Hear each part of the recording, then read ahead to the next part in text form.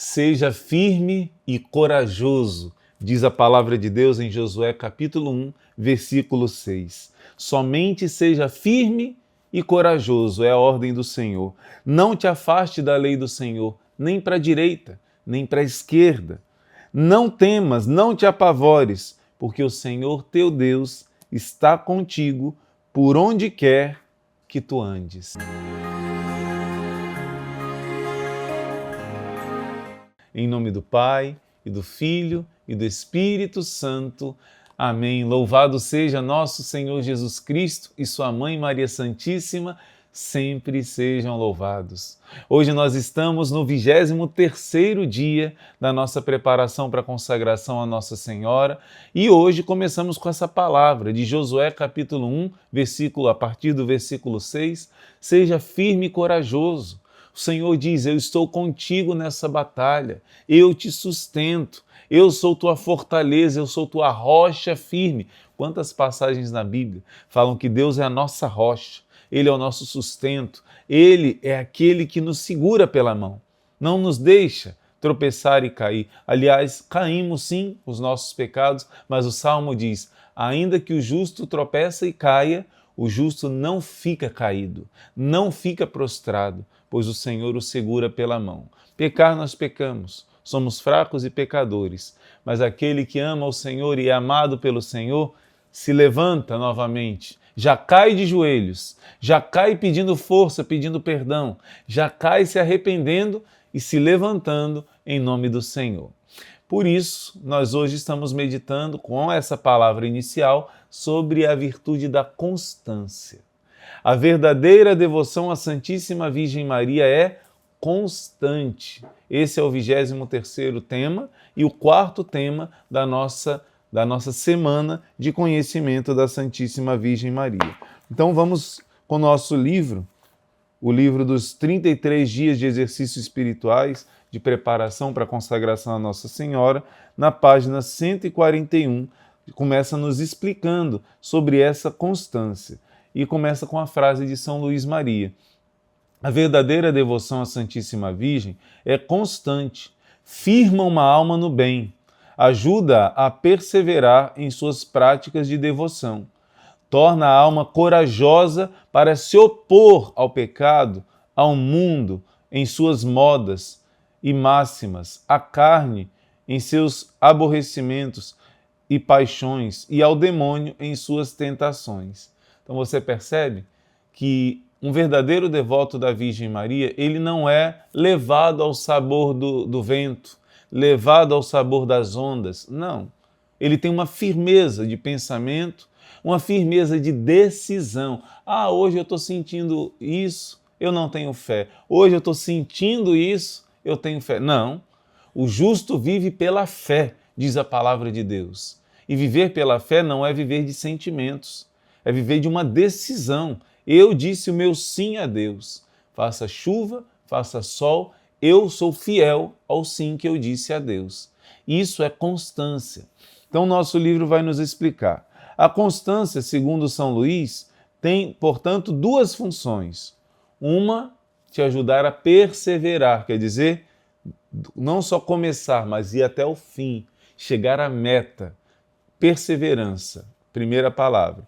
A segunda, combater os inimigos da alma. Você é firme, você não se deixa levar pelo que todo mundo está pensando. Ah, todo mundo está fazendo isso, todo mundo está vestindo assim, é normal, porque quase todo mundo veste desse jeito. Ele diz, não se deixará levar pelas modas. A pequena Jacinta, lá em Fátima, na verdade em Lisboa, quando ela estava no hospital, perto de entregar sua alma a Deus, já com uns 9 aninhos de idade, porque ela viu Nossa Senhora com 7 anos. 2 anos depois ela partiu para a casa do Pai do Céu e ali ela teve experiências com Nossa Senhora e ela conta para a Madre Godinho. Ela diz, virão no futuro umas modas que vão desagradar muito a Nosso Senhor. A igreja não anda com as modas. Jesus Cristo é sempre o mesmo. Então, é claro, é normal você seguir, sempre os cristãos seguiram uma cultura da época. Isso não é errado. Agora existem coisas que são ditas cultura, mas que são anticultura, uma destruição da cultura cristã e a introdução de uma falsa cultura, um paganismo que entrou dentro da igreja. Então, a Jacinta profetizou isso. Não, a igreja não anda com as modas. Assim como dizem Hebreus, Jesus Cristo é o mesmo, ontem, hoje e por toda a eternidade. O Senhor é imutável. Nós somos volúveis, mas nos aproximando do Senhor, nós nos tornamos firmes como uma rocha, firmados na verdade. Você lembra quando nós meditávamos sobre o 8º mandamento? Nos primeiros dias, os 12 primeiros dias preliminares, nós meditávamos que a palavra de Deus revela que Deus tem 2 características principais. Quando Deus revela o seu nome, Deus fala que ele é Hesed e que ele é Emet. E esse binômio se repete em toda a Sagrada Escritura. Hesed significa amor de misericórdia, amor fiel, amor estável, amor que mesmo que o outro lado seja infiel, Deus continua fiel na parte dele da aliança. E a tal ponto que, imagina um esposo que é traído, mas ele é tão fiel, pela lei antiga ele poderia cortar relações, mas ele é fiel ao amor que ele tem pela esposa, então ele faz um milagre de transformar a esposa numa santa. Ele, com a encarnação do Verbo, o próprio Jesus, vem para o outro lado, se torna um de nós para poder reatar a aliança com o Pai. Isso é fabuloso, não é? Então esse Hesed quer dizer um amor de misericórdia, mas ao mesmo tempo de fidelidade, que é a palavra Emet, significa verdade, significa fidelidade, significa firmeza. O Emet lembra mais a questão como que eu posso dizer? Da firmeza, do sustento daquilo que é a verdade de Deus. Deus não mente, Deus te traz segurança. E hoje nós estamos meditando sobre essa constância que a devoção à Virgem Maria te dá. A verdadeira devoção te leva a ser constante, firme, maduro na fé, e não uma pessoa levada pelos ventos. Vamos continuar na leitura. Ser firme e corajoso é o que diz o livro de Josué. E São Luís ensina as 2 características de quem vive a constância. Ele é perseverante e ele combate os inimigos da alma. É firme, não se deixa levar. São Luís também diz que, apesar das dificuldades que se encontram pelo caminho, o devoto constante não é volúvel, não se deixa dominar pela melancolia, pelos escrúpulos ou pelos receios. Não quer isso dizer que não caia ou não mude às vezes na sensibilidade da sua devoção. Mas se ele cai, levanta-se logo, estende logo a mão à boa mãe. E se perde o gosto ou a devoção sensível, São João da Cruz diz que quem quiser amadurecer na vida espiritual vai passar por uma noite escura, uma aridez e passa por um período sem sentir a presença de Deus, né? Isso para uma maturidade. E ele explica, tem pessoas que passam por uma aridez espiritual por causa do relaxamento, que se chama tibieza. A pessoa não rezava, a pessoa gosta de coisas mundanas, meio pecaminosas, não cai em pecado mortal, mas fica flertando com o pecado, se apega a muitas coisas. Então, por isso, ela fica sem sentir a presença de Deus, porque ela está relaxada. E ele, no livro dele, Cântico Espiritual, ele vai dar o discernimento para pessoas que entram na aridez por causa de relaxamento e pessoas que realmente aprofundaram tanto na união com Deus e que agora precisam amadurecer, estão entrando como é que eu posso dizer, num crescimento espiritual. Então tem a aridez espiritual que é fruto do seu relaxamento e tem a aridez espiritual que pode ser fruto do seu crescimento. Então, para discernir isso, você precisa, São João da Cruz pode te ajudar muito. Mas enfim, como eu disse, se você está lutando pela santidade com força, está passando por um momento de aridez, não está sentindo a presença de Deus, não se preocupe, porque é uma purificação, é um crescimento.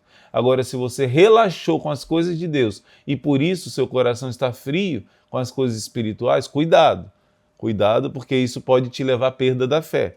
Então, vamos cuidar. Nossa Senhora é aquela que mais nos ajuda a ter essa maturidade na fé. Então, São Luís, continuando, não quer dizer que a pessoa não mude, às vezes, na sensibilidade da devoção, mas se cai, levanta-se logo, estende a mão para a boa mãe.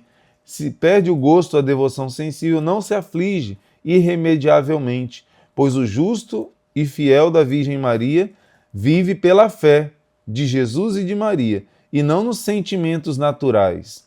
O verdadeiro devoto não é como um caniço movido pelo sabor dos ventos. Pelo contrário, ele sabe o que deve fazer e cumpre com determinação. Não se esquece de que esse combate se dá contra inimigos perigosos que querem a sua ruína. Jesus usa essa palavra. O que vocês foram ver no deserto, João Batista, né? Um caniço levado pelo vento? Então, Jesus faz essa comparação com pessoas que são inconstantes, pessoas que são covardes, pessoas que não têm firmeza para enfrentar o mundo. Você está numa roda de amigos e todo mundo diz que é normal trair a esposa. Você diz, não, isso daí é errado. Eu sou fiel à minha esposa. Ou num grupo de adolescentes na escola e todo mundo diz que o sexo fora do casamento é normal. E você diz, não, eu guardo a castidade por amor ao reino dos céus. Eu sou fiel ao que diz a palavra de Deus. Luto para ser fiel. Às vezes você é perseguido por defender a verdade. Então, o verdadeiro devoto da Virgem Maria, ele é firme, ele é constante, ele não abandona a fé. E o que acontece? Que essa palavra, uma vara, um caniço levado pelo vento, é uma palavra que Jesus transforma na vida de São Pedro. Não sei se você sabia, mas o nome Simão, um dos significados do nome Simão é caniço rachado. Imagina, o significado é algo fraco, algo inconstante, algo que pode quebrar com facilidade, que é levado pelo vento. Caniço rachado. E Jesus muda o nome daquele homem, caniço rachado, tu te chamarás rocha, Quefas. Tem gente que diz assim, não, irmão, o nome de Pedro significa pedra pequena, pedrinha, porque no grego, Petros é diferente de Petra. Petra significa rocha firme e Petros é um pedacinho da pedra, da rocha. Mas eu quero te dizer que Jesus não falou com Pedro em grego. Jesus falou com Pedro em aramaico, que era a língua que eles falavam na época. Tanto que o Evangelho de João enfatiza, coloca mesmo a palavra em aramaico. Quefas, tu te chamarás Quefas, significa rocha mesmo, rocha firme. De um homem fraco e covarde, Deus faz a coluna da igreja. Deus faz o chefe da igreja. Deus dá para ele a chave do reino dos céus. Imagina, você daria para alguém sustentar o peso de toda a Santa Igreja um caniço rachado? Não, mas é porque Jesus transformou esse caniço rachado numa rocha firme. É bonita a história de São Pedro, quando você vê que até no último momento da vida ele quis fraquejar. No último momento da vida, quando Nero estava colocando fogo em Roma, Nero estava perseguindo os cristãos, matando os cristãos, o chefe dos cristãos ficou com medo e quis fugir. Mas porque ele amava Jesus, porque ele queria amar o Senhor com todo o seu coração, Jesus aparece para ele todo ferido, como quem estivesse entrando em Roma, enquanto Pedro fugia de Roma. E ali Jesus olha para Pedro, todo ferido, carregando a cruz. Essa foi a visão de São Pedro. E Pedro diz, Quo vadis, Domine, em latim, que significa, para onde o Senhor vai, Senhor? E Jesus diz, estou indo para Roma para ser crucificado de novo. Pedro entendeu que ali ele iria negar Jesus 3 vezes novamente se ele abandonasse os cristãos em Roma. Nesse momento, Pedro retorna e dá sua vida pelo Evangelho. Dá sua vida como bom pastor. Jesus Cristo deu a vida, ele dá a vida pelas suas ovelhas também. E nesse momento, quando pegam Pedro para pregá-lo na cruz, como bom pastor deu a vida pelas ovelhas, Jesus, Pedro diz, eu não mereço morrer igual ao meu Senhor. Me crucifique, por favor, de cabeça para baixo, porque eu não mereço morrer igual ao meu Jesus. E ali ele dá a sua vida pelas suas ovelhas. Ali Pedro dá o seu exemplo. Claro, quem salva é Jesus, mas Pedro se uniu a Jesus, ajudando as ovelhas a seguirem o caminho da fidelidade. Pedro, que era um caniço rachado, um homem fraco, até no fim da vida quis fraquejar, mas quando você se entrega ao Senhor de coração, você não fraqueja. Pedro aprendeu com João Evangelista a ser mais humilde. O mais fraco, o mais pequenino, era o que estava grudado com Nossa Senhora. Ali, com Nossa Senhora, ele ficou humilde. Então, só ele não abandonou Jesus na cruz. Pedro abandonou, Pedro negou. Porém, maduro, anos depois, Pedro está mais humilde. Ele aprendeu com o exemplo de João, que precisa ser o pequenino da Mãe do Céu. Precisa ser devoto profundamente da Virgem Maria. E ali, Pedro foi fiel.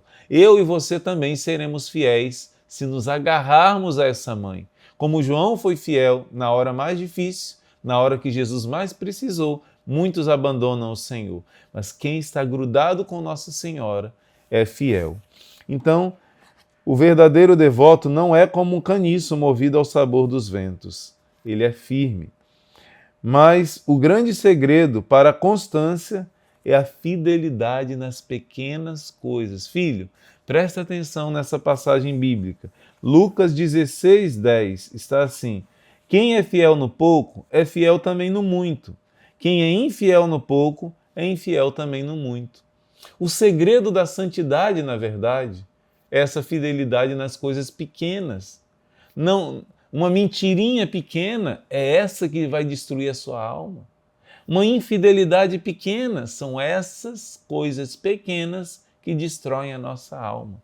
É como um caruncho, é como um pequeno cupim que vai destruindo. Bicho pequenininho é o que mais faz mal. Uma bactéria, um vírus, faz muito mais mal do que uma fera, do que leões, do que feras gigantes. Matam muito menos as feras grandes do que os bichinhos pequenininhos, que são aqueles que trazem as doenças. Então é nas pequenas coisas que está o segredo da santidade. A fidelidade nas pequenas coisas é um sinal de você viver a constância da fé. Então, quero ler para você Romanos, capítulo 12, versículo 16. Romanos 12, 16, está escrito assim.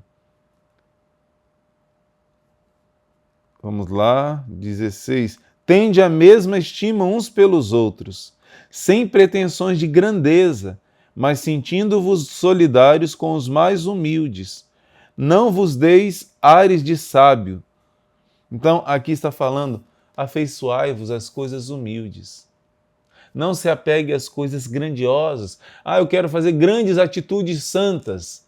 Na hora certa, se Deus providenciar, sim. Grandes obras santas, grandes obras de caridade, ajudar muitas creches, socorrer muitos irmãos de rua, tudo isso é muito bom. Mas na hora certa, é bom fazer isso. Porém, ali na sua casa, com aquela pessoa que é um pouco mais difícil, que tem um temperamento mais difícil no seu trabalho, seu colega de trabalho, ali amando essa pessoa, você está fazendo mais do que amando alguém lá na África que está passando fome. Ama primeiro quem está perto de você. Seja fiel primeiro nas pequenas coisas e você vai conseguir ser fiel nas grandes. Se você vencer as tentações pequenas, de não mentir, de não enganar, de ser sincero, você vai conseguir, de não ser desonesto, de ser fiel, por exemplo, como se diz, não sonegar impostos. Nas pequenas coisas você vai ser fiel, nas coisas maiores. Quando vierem as tentações maiores, você vai vencer. A Virgem Maria viveu de maneira simples, mas perseverante na sua vida de fé. E, como muitas vezes que as pessoas não enxergam quanto é precioso simplesmente as pequenas orações feitas no dia a dia, a fidelidade no seu terço, no serviço de Deus, as coisas que parecem pequenas em si mesmas são grandes por sua relação com o fim último. Aqui é uma meditação do padre teólogo Garrigou Lagrange, está dizendo que quando você fizer uma atitude, pensa assim, São Luís Gonzaga que dizia isso. Para que isso vai me servir para a vida eterna? Para que isso vai me servir para a eternidade? Uma esmola que eu dou para uma pessoa que sofre, isso vai servir muito. Um silenciar quando eu queria revidar e dizer uma palavra dura, isso vai servir muito. Cada gesto seu, o que isso vai servir para a eternidade? Para Deus, o que conta não é tanto a ação, mas a intenção com que você faz as suas atitudes. A intenção, pense nisso. Eu tinha um professor de latim, durante um tempo ele deu aula aqui em casa, e ele dizia, era professor de português também, e ele dizia assim: Deus olha mais o advérbio do que o verbo. Achei interessante, né? O que significa isso? O verbo foi o verbo, por exemplo, dar esmola, né? Doar. Mas Deus não olha tanto para o doar. Como é que você doou? Né? Com que intenção? Ele doou por amor, ele doou por vaidade. Então Deus olha mais para a intenção do que para a ação. Olha mais para o advérbio do que para o verbo. Para quem estuda direito civil, por exemplo, direito penal, vai dizer cometeu homicídio, mas culposo ou doloso? Quer dizer, qual tipo, qual a intenção, qual o que moveu a pessoa? Isso que Deus olha. Então, ainda que sejam gestos pequenos, gestos feitos com amor, mesmo que sejam pequenos, tem grande valor aos olhos de Deus. Mais vale alguém que caminha. Você conhece a história da lebre e da tartaruga, não é? Então, a lebre zombou da tartaruga porque era uma corrida, que ia ver quem ia chegar primeiro. A lebre zombou da tartaruga. Como você vai concorrer comigo? Então a lebre zombou e ficou lá, dormindo, descansando, deixando a tartaruga andar, porque sabia que numa corrida rápida ela chegava do outro lado. Porém, ela passou da hora. E quando ela percebeu a tartaruga devagarzinho, foi caminhando. Quando ela viu já a tartaruga chegando na linha de chegada, ela saiu correndo, mas não deu mais tempo. A tartaruga firme, fiel, representa a nossa constância. Pouco a pouco, mas sem deixar de ser fiel. Talvez só 3 Ave-Marias que você reze toda noite, mas sendo fiel todos os dias, isso vai alcançar para você grandes graças. Não estou dizendo que não seja para rezar o rosário, não estou dizendo que não seja para fazer jejum, não estou dizendo que não seja para fazer boas obras, mas estou falando que mesmo fazendo as outras coisas, a fidelidade em alguns pontos pequeninos trazem grandes graças para a nossa alma. Então, essa fidelidade no pouco tem um grande valor diante de Deus. Dai-me, Senhor, o que ordenaste e ordena-me o que quiseres, dizia Santo Agostinho. Senhor, se o Senhor quer que eu seja fiel, e o Senhor quer, dai-me essa graça. Santo Agostinho dizia, em outras palavras, ele dizia: dai-me o que me mandas e mandas o que quiseres. Senhor, se o Senhor quer que eu seja casto, me dê a graça da castidade. Claro que eu vou fazer a minha parte. O Senhor quer que eu seja humilde? Me dê a graça da humildade. Pedi e recebereis. Uma pessoa que pede todos os dias a Deus a graça da constância, essa fidelidade, essa perseverança, será que não vai alcançar? Essa oração das 3 Ave-Marias foram reveladas por Jesus a Santa Matilde. Ela tinha medo de não ser fiel ao Senhor. Do último momento da vida, ela abandonar o Senhor. Então, ela pediu essa graça e Nossa Senhora revelou a ela que se ela rezasse todas as noites 3 Ave-Marias, ela receberia essa graça. Por quê? Pedi e recebereis. Batei e será aberto. De ser fiel a Deus, de não abandonar o Senhor, é preciso pedir essa graça. É fruto da graça de Deus. E meditando sobre a constância nos faz firmes, inabaláveis como uma rocha. Eu quero trazer para você 4 pilares da devoção mariana para que você não abandone a sua firmeza, para que você seja realmente um devoto mariano maduro. Você precisa, no mínimo, aprender sobre os 4 pilares da fé da Igreja com relação a Nossa Senhora. Você provavelmente já ouviu falar da palavra dogma. Mas infelizmente o mundo de hoje zomba dessa palavra. O mundo de hoje rejeita essa palavra, como se dogma fosse uma coisa retrógrada, atrasada, uma coisa ruim. O que significa dogma? Uma verdade inabalável da fé que ninguém pode mudar. Então, nós precisamos na nossa vida, por exemplo, ter certezas absolutas. Eu tenho certeza que, por exemplo, que meu pai e minha mãe me amam. Eu tenho certeza, por exemplo, que eu vim de Deus, para Deus eu vou voltar. Existem certezas e, por exemplo, na fé, existem certezas que precisam ser inabaláveis. Como na vida natural, eu digo, 1 mais 1 é 2 e ponto final. Os relativistas que fiquem loucos. Mas 1 mais 1 pode ser outra coisa, é um ponto de vista diferente. Não, 1 mais 1 é 2 e pronto. Eu preciso ter constância e firmeza no que eu acredito. E também na fé existem pontos que são inegociáveis. Pontos que não podem ser mudados. Hoje em dia, uma vez eu ouvi um padre dizendo que em matéria de fé, a igreja não pode mudar, mas que em matéria de moral, o Papa pode mudar. Isso é uma heresia terrível. Ninguém pode mudar o que é moralmente certo, o que é moralmente errado. Isso é uma heresia terrível. E padres ensinando isso, padres na internet ensinando isso. Isso é muito perigoso. Um verdadeiro devoto da Virgem Maria, Nossa Senhora mesma vai te proteger das heresias, dos desvios da fé, em matéria de fé e em matéria de moral. Então, por exemplo, vou falar para você um exemplo com relação à fé. Jesus Cristo não ressuscitou. São Paulo diz em 1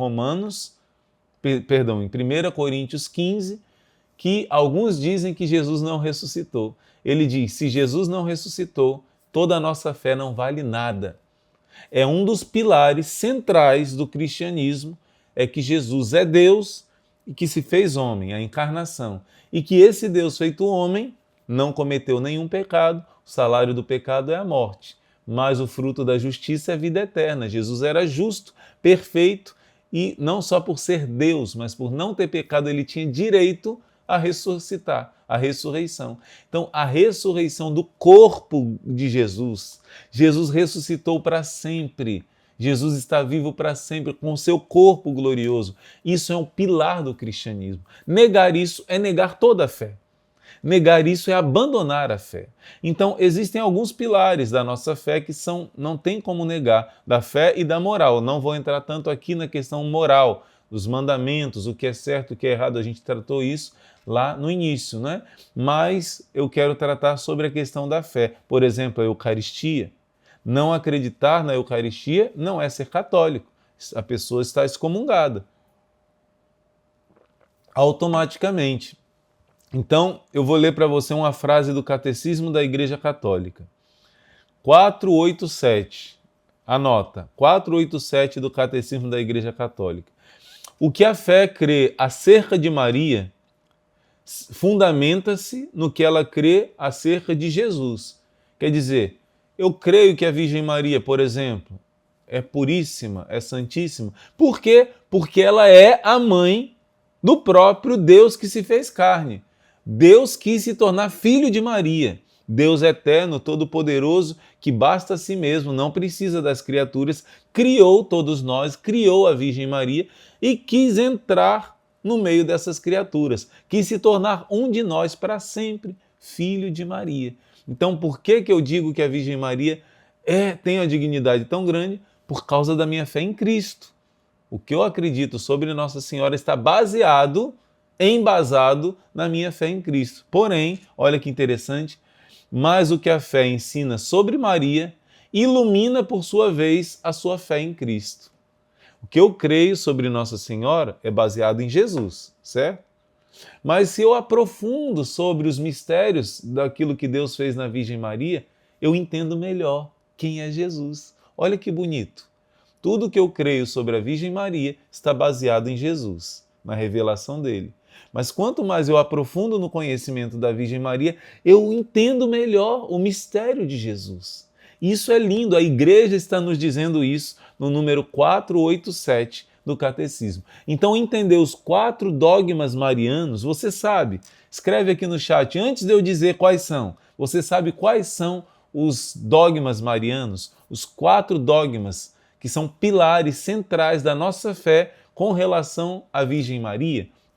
Anota aqui, pode dizer, irmão, eu não sei. Irmão, eu só lembro desses 2, eu só lembro desses 3, mas eu não lembro dos 4 dogmas. Ou então eu lembro, irmão, eu sei quais são. E você escreve aqui, é esse. 4 dogmas marianos. Isso tem que estar afiado. Assim como a gente falava dos 10 mandamentos, que tem que estar na nossa alma. Se te perguntar qual é o 3º mandamento, qual é o 5º, qual é o 7º, qual é o 9º, aleatório, tem que estar gravado no coração, decorar de cor, de coração, do profundo, e saber explicar o que é cada mandamento. É preciso um cristão católico saber disso, mas também sobre os 4 dogmas marianos. Se você não sabia, não se preocupe, é tempo de aprender e é tempo de aprofundar esses 4 dogmas marianos, mesmo que brevemente. Vamos agora meditar. Primeiro dogma mariano, Mãe de Deus, em grego,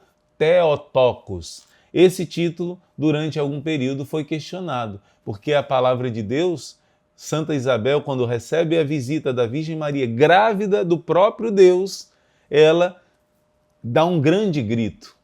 Bendita és tu entre todas as mulheres. A Bíblia não diz que foi um grito, foi um grande grito. E bendito é o fruto do teu ventre. Não tinha como Isabel saber que a Virgem Maria estava grávida do próprio Deus. Ela tinha alguns dias de gravidez. Ela não tinha sinais exteriores, mas o Espírito Santo revelou a ela. E ela, exultando num grito de alegria só de ouvir a saudação de Maria, ela estremeceu de alegria. A criança no seu ventre ficou cheia do Espírito Santo, como havia sido profetizado pelo anjo Gabriel, quando apareceu para o pai, Zacarias, que a criança desde o ventre ia ficar cheia do Espírito Santo. Isabel, tomada do Espírito Santo, como diz a Bíblia, deu esse grande grito, exultando de alegria. Bendita és tu entre as mulheres e bendito é o fruto do teu ventre. Então, essa palavra que a gente repete em cada Ave Maria, milhões, bilhões de vezes na história, começou com essa revelação do Espírito Santo a Isabel. E logo depois de dizer essa palavra, ela diz assim: de onde me vem a honra de vir a mim a mãe do meu Senhor. Adonai, ela chamou Jesus de Adonai, que é o mesmo título que é usado para Deus. Ela é a mãe do Adonai. Então, mãe do Senhor não era uma palavra com problema. Mas quando surgiram algumas heresias, principalmente o arianismo, mas também outras que eu esqueci o nome agora, essas heresias negavam a divindade de Jesus e negavam outros aspectos de Jesus Cristo. Então, quando foi proclamado o dogma que Maria é Theotokos, mãe do Senhor, é sinônimo de ser mãe de Deus, destruiu essas heresias.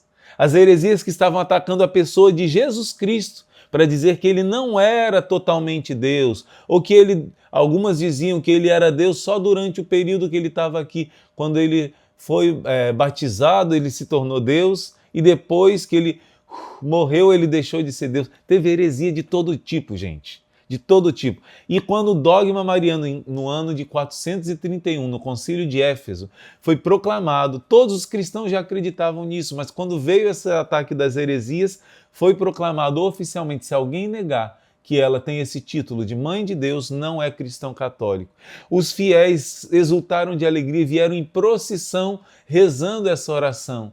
Santa Maria, Mãe de Deus, rogai por nós, pecadores, agora e na hora de nossa morte. E por isso essa parte foi acrescentada à Ave Maria bíblica, a parte bíblica, porque foi a igreja viva, quando destruiu essas heresias que atacavam Jesus, com o dogma dizendo que a Virgem Maria é Mãe de Deus. Ora, se ela é Mãe de Deus, ele não pode ser outra coisa a não ser Deus. Então, ela é mãe só da parte humana. Não, ela não é mãe de uma parte. Ela é mãe de uma pessoa que se tornou homem. Claro, ela deu a parte humana a Jesus. Jesus teve uma alma humana, um corpo humano que herdou dela as características. Ela não fez Deus existir. Nesse sentido, ela não é mãe de Deus. Ela não fez Deus existir, Deus ser Deus. Não. Ela é mãe de Deus porque a segunda pessoa da Trindade, Deus eterno e todo-poderoso, quis livremente se tornar filho da criatura humana. Por isso Jesus se chama, eu sou o filho de Adão, filho do homem. Várias passagens Jesus diz que ele mesmo é o filho do homem.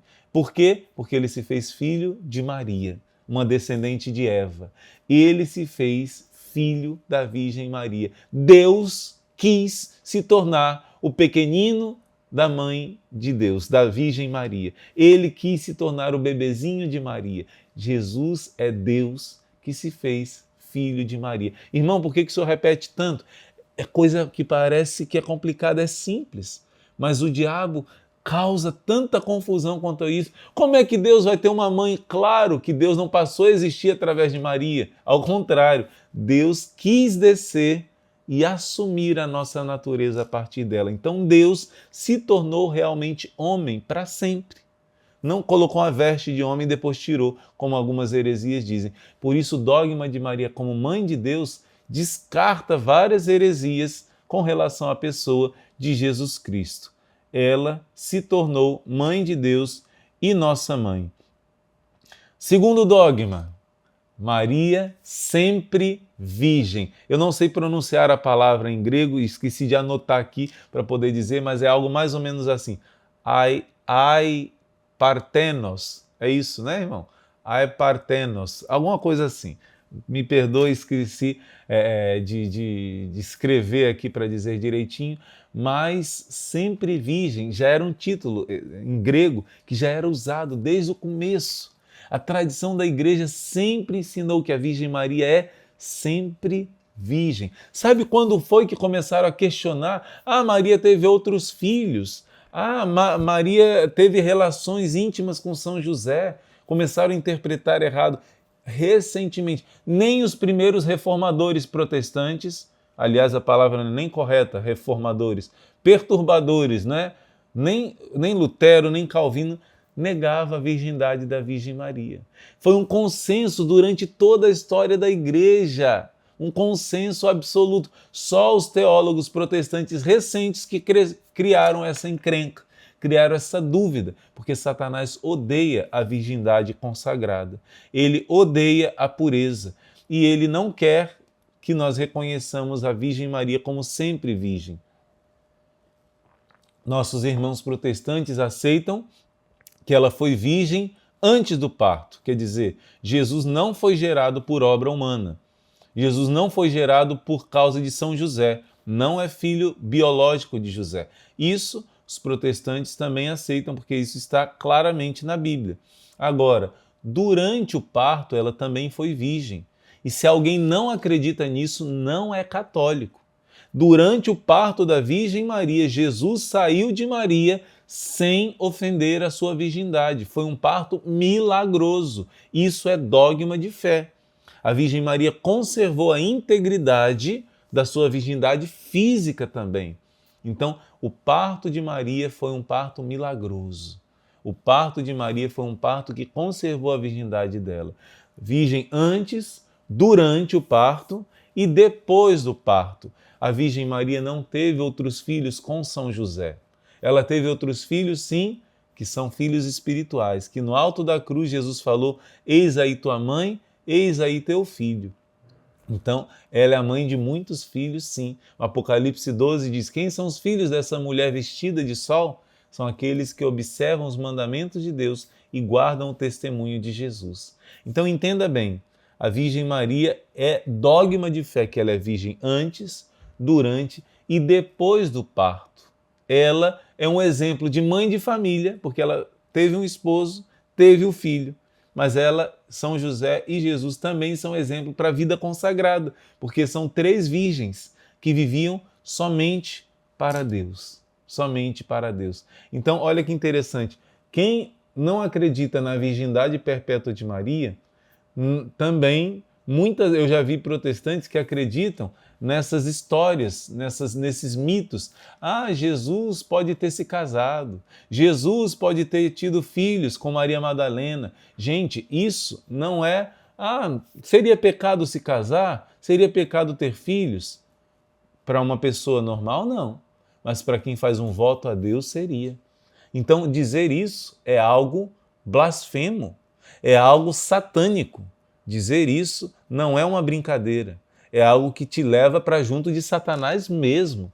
Blasfemar contra a vida de Jesus, que foi ensinada no Evangelho, ensinada pela igreja, e dizer que Jesus teve filhos, dizer que, irmão, qual é o problema de dizer, é o mesmo, claro, as devidas proporções, mas você dizer que um padre se juntou com uma mulher casada, ou se juntou com uma freira e teve filhos, não iria te escandalizar?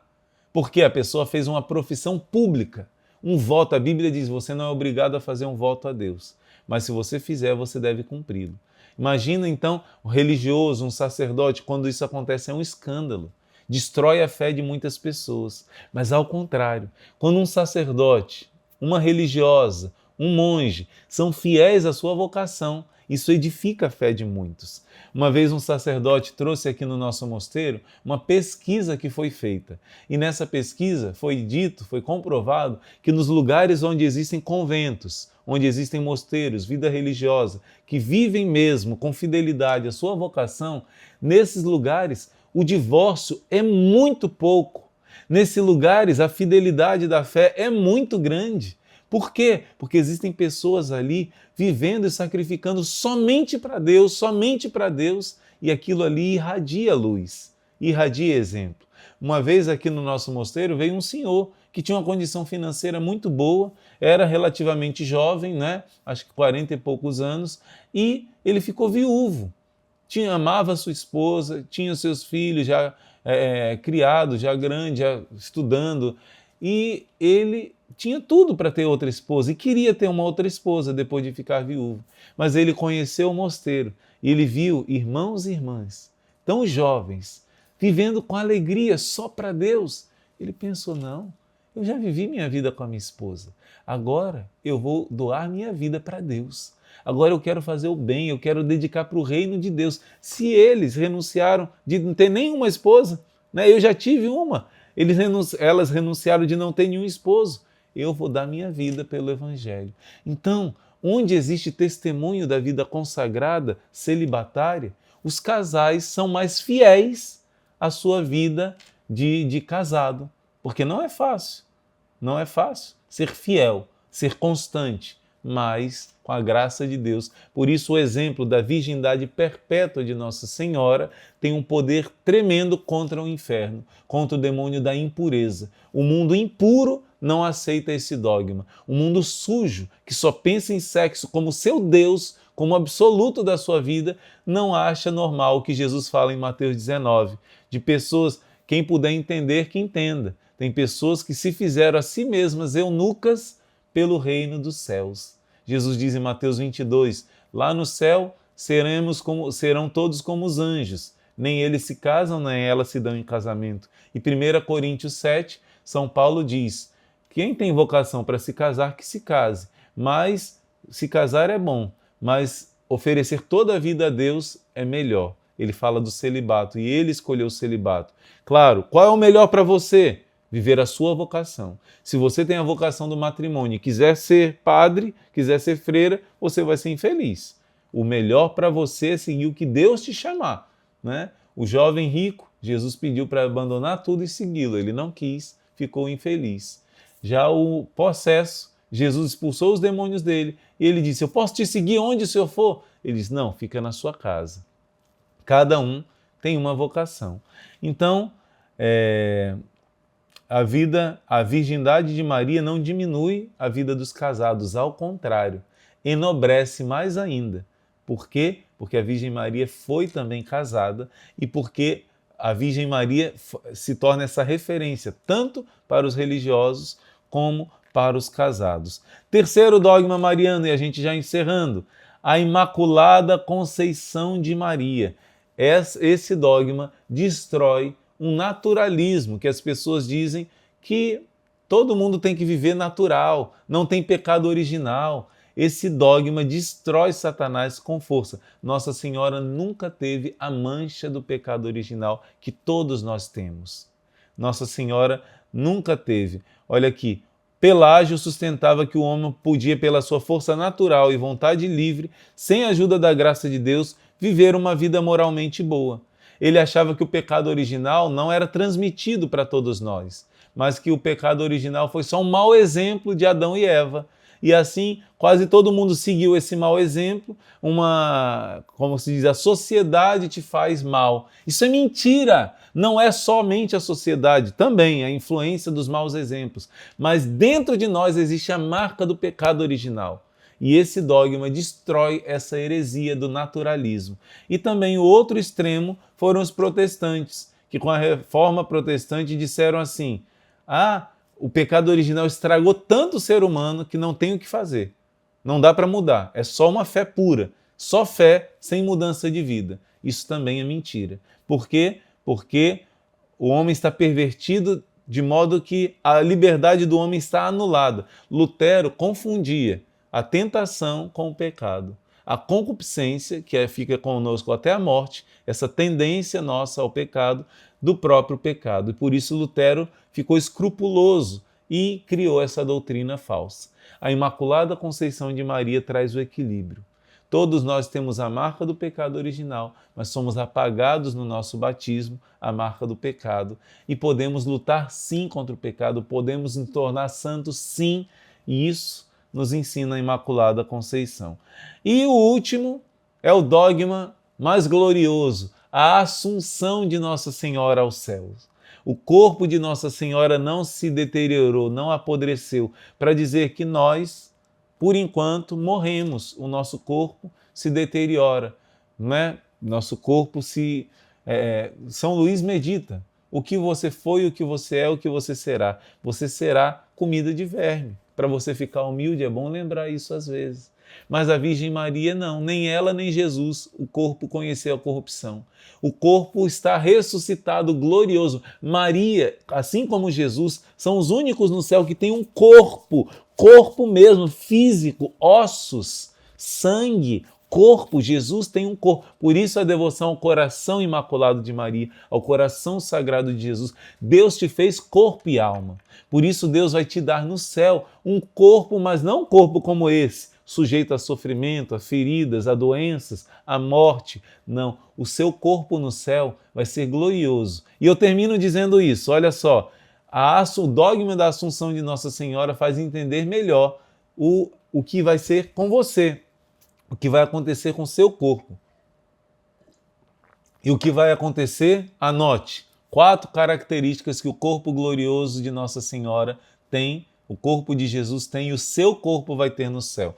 Mas, irmão, quando a gente morre, a gente não pode ir já para o céu? Vamos, mas vamos só com a nossa alma. Mas com a nossa alma a gente está incompleto, está infeliz. Ninguém está infeliz no céu. Mas Deus é tão bom que Ele quer aumentar mais ainda a felicidade. Assim ensina a Santa Igreja. Ele nos fez corpo e alma. Os anjos só são puro espírito. Nós não. Nós somos criados corpo, matéria, não é? E alma. Alma espiritual. Então, na ressurreição, no dia do juízo final, todos vamos ressuscitar com o corpo. Vamos ter um corpo glorioso. 4 são as características do corpo glorioso. Anote aí. Primeira, impassibilidade. Você não vai morrer, você não vai sofrer, você não vai ter ferimentos, não vai ter doenças, nem nada. Você vai estar livre das fraquezas do corpo terrestre. Você não vai ter necessidade de comida para poder ter energia, ter força. Você vai poder comer, sim, mas você não vai precisar depender de nada, porque é um corpo glorioso, sem corrupção, sem sofrimento, semelhante ao corpo de Cristo. Segundo, agilidade. O que significa isso? Você não vai estar limitado pelo peso, pelas leis da física, como aqui nessa terra, no corpo terrestre. Você vai ter capacidade de se mover para qualquer lugar instantaneamente. Possibilidade de voar ou se mover com grande rapidez. Por exemplo, a velocidade da luz demora para chegar numa galáxia a outra galáxia milhares de anos, né? Então, viajar na velocidade da luz, que é a mais rápida que existe, demoraria muito. Um anjo não é dependente disso. Um anjo, se ele está aqui e ele pensa no outro lugar, ele já está lá. O espírito é que ele é um ser só espiritual. Ele pensou no local, ele já está. Então é movido pela mente, pelo espírito. também o ser humano ressuscitado, o seu corpo vai estar sujeito ao seu espírito. Agilidade, onde você quiser estar, você estará. Sutileza, capacidade de atravessar corpos sólidos, como paredes. Jesus ressuscitado atravessou a parede, portas fechadas, e disse: a paz esteja convosco. O seu corpo vai estar acima das leis da física, vai mostrar que o seu corpo vai estar submisso à sua alma. Então quer dizer, o que você quiser fazer, você vai poder fazer. Você pode estar acima de toda a lei da física, como São Paulo fala em Coríntios 15. E por fim, a claridade. Claridade significa um esplendor de beleza que reflete a glória de Deus. Possui um brilho e um esplendor que reflete a glória que Deus deu para a sua alma. O seu corpo vai ter também esse brilho, essa glória. Esse brilho é proporcional ao amor que você teve durante essa vida. Se foi maior, a glória é maior. Se foi menor, a glória é menor. Mas todos serão plenos e a glória de outro complementa a minha. Ninguém tem inveja no céu. No céu todos são repletos da felicidade. E não é uma glória que ofusca a nossa visão, mas sim que causa prazer, que causa alegria, felicidade. É um reflexo da glória de Deus.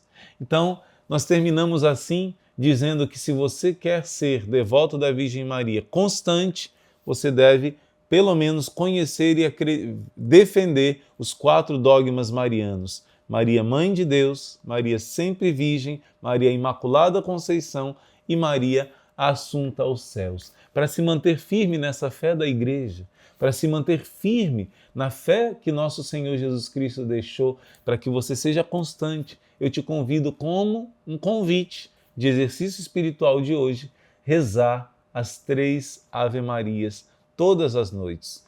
Temos um vídeo aqui, vamos deixar aqui no card para você, sobre as 3 Ave-Marias. Nessas 3 Ave-Marias você vai pedir a Nossa Senhora que a sua devoção seja constante. E você vai ver. Veja o vídeo, a promessa é imensa, a graça é tremenda. Comece hoje as suas 3 Ave-Marias. Mesmo que você reze o rosário diariamente, as 3 Ave-Marias não podem faltar. Deus te abençoe e seguimos agora com as nossas orações.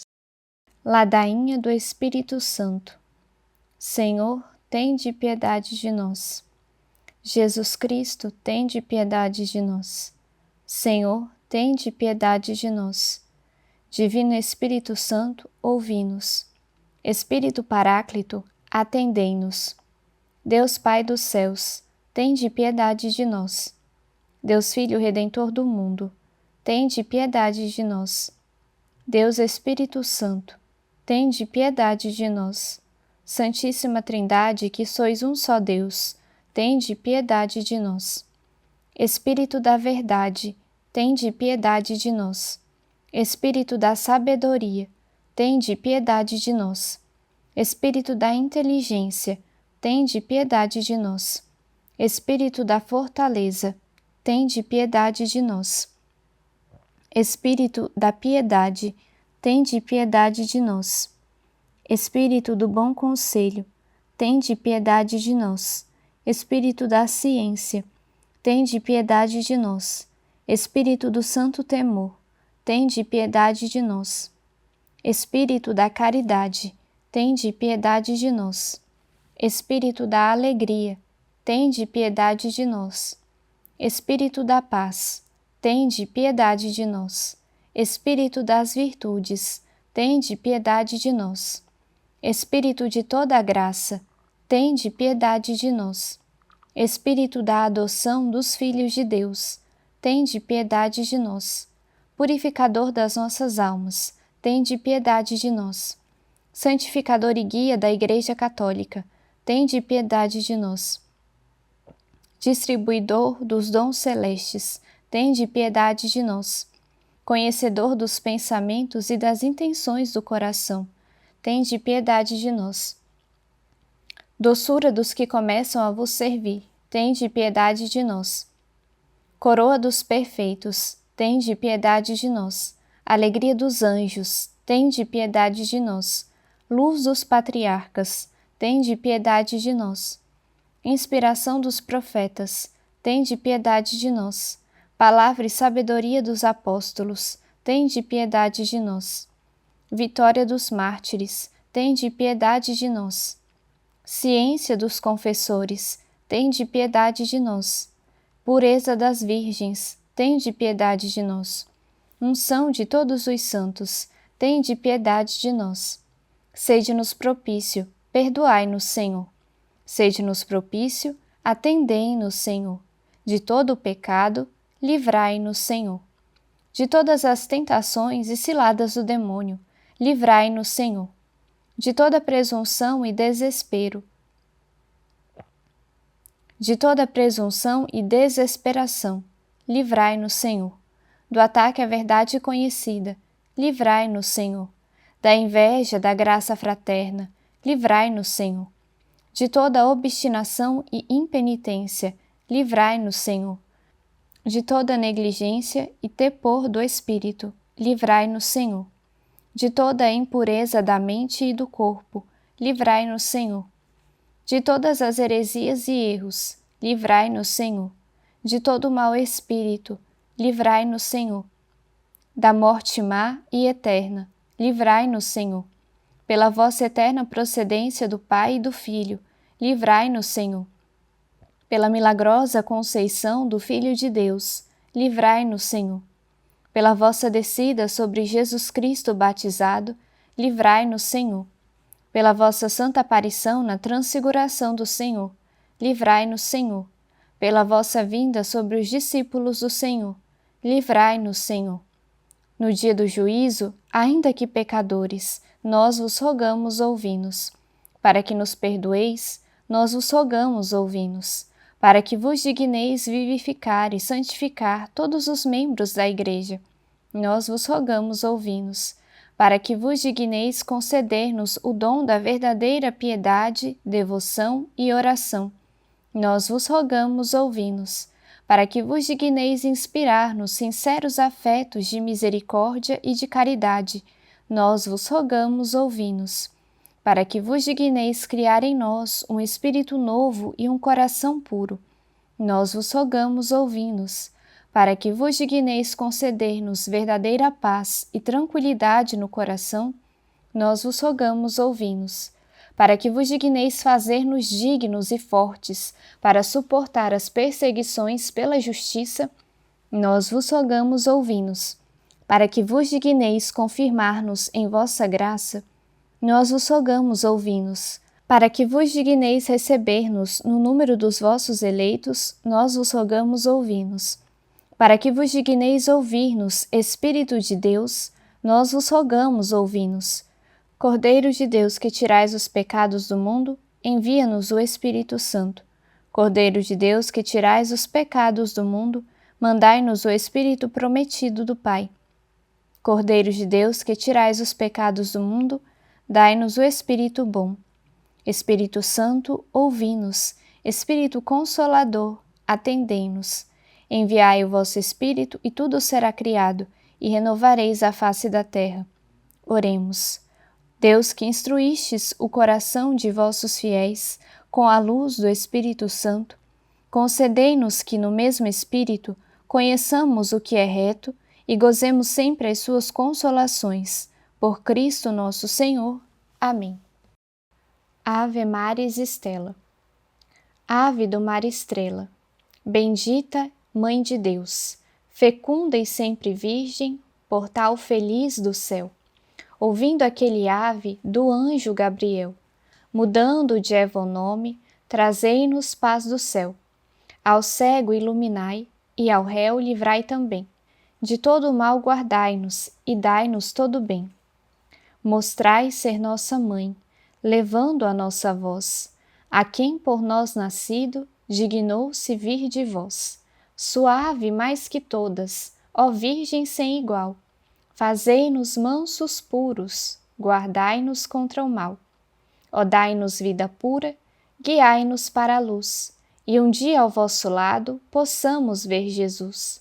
Louvor a Deus o Pai, e ao Filho o sumo bem, com seu divino Espírito, agora e sempre. Amém.